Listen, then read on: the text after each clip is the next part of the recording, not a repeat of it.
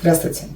Я вам хочу рассказать одну историю. Недавно один очень умный, очень уважаемый, очень достойный человек прислал мне видео одного мошенника информационного и сказал, что вот именно вот такими и должны быть врачи. После этого такое же видео прислала мне одна бизнес-леди, которая сделала себя сама, далеко не глупая женщина. И тоже сказала, что посмотри, какой классный врач. Вот таким он должен быть настоящий специалист. После этого это видео прислал мне один московский повеса. И тоже сказал, да, так ничего, глянь, давайте что-то такое.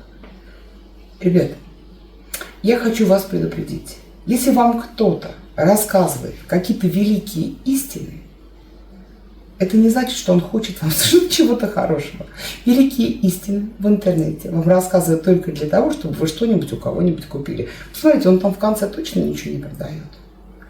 Рада была.